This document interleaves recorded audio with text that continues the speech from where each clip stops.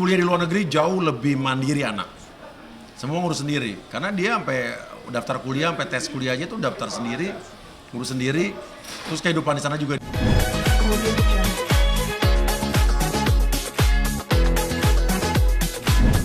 Gimana nih LDRan sama cinta gitu, cinta di Amerika, Papi Wia di sini gitu, itu gimana sih cara komunikasinya atau gimana keadaan cinta di sana?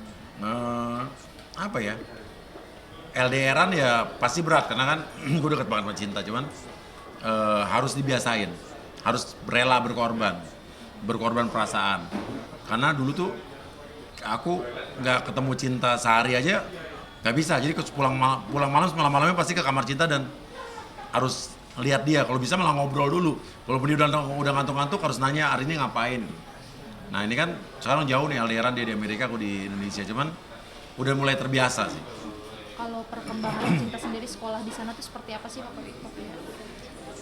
Sekolah di sana cinta so far oke. Kemarin semester pertama dia dapat A nilainya, terus dia suka, terusnya dia senang sekolah di sana gitu aja. Intinya dia semangat lah.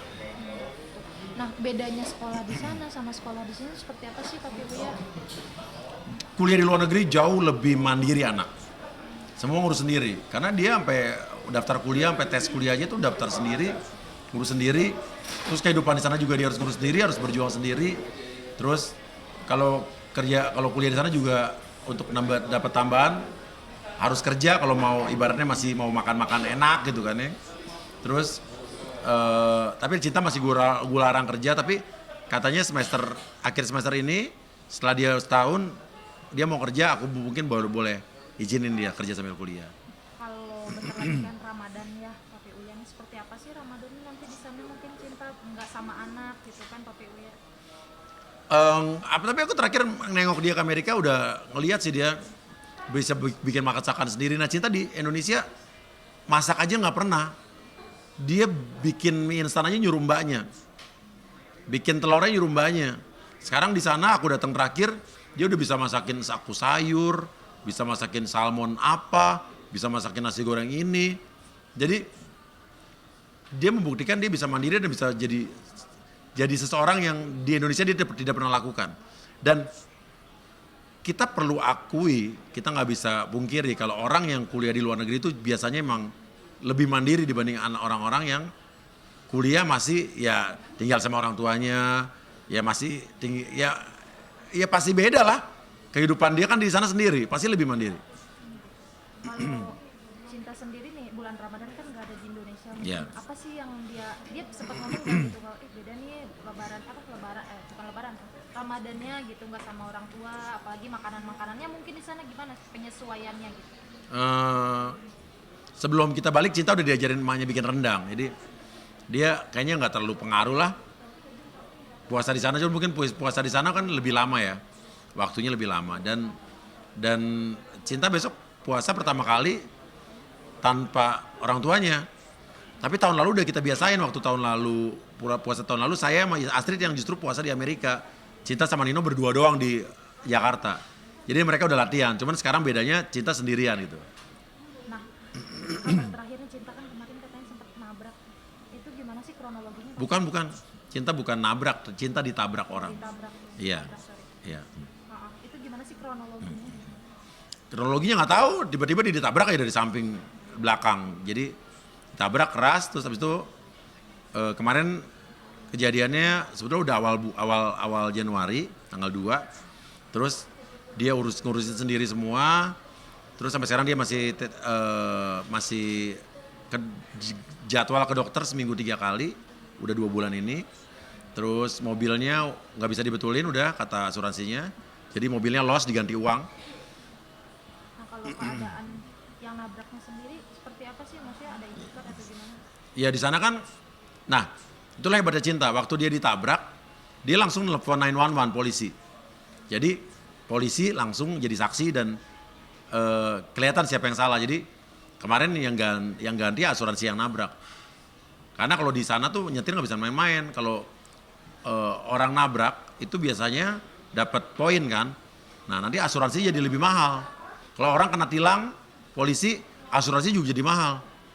Nah, berpengaruh banget. Jadi di Amerika tuh serba hati-hati. Nah, jadi tapi ini karena yang dapat poin yang salah yang nabrak, jadi yang ganti yang dapat poin adalah yang nabrak.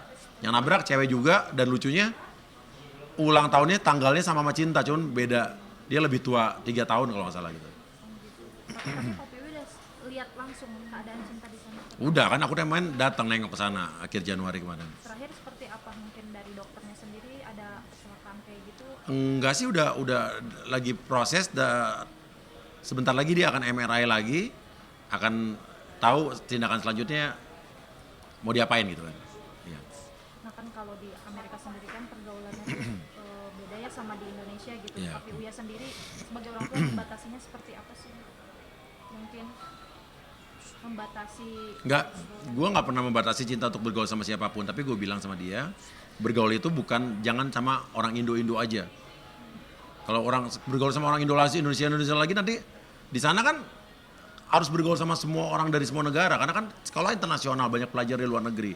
Kita bergaul sama teman-teman Indo juga, teman-teman dari Amerika, terus dari luar Amerika juga yang lain, dari Asia, dari banyak. Nah sekarang Cinta temannya banyak, dari China, dari Jepang, dari Singapura, dari India, Meksiko gitu, teman-teman Amerika ya banyak, dan dia bergaul banyak. Dan gue bilang sama Cinta, kenapa kalau kamu kuliah di luar negeri itu kan artinya kamu kuliah internasional, banyak pendatang student internasional juga, dan itu kamu harus menjalin relation sama mereka. Siapa tahu di berapa belas tahun mendatang itu apa ya? Itu adalah link kamu buat kerjaan-kerjaan atau bisnis kamu, ya kan?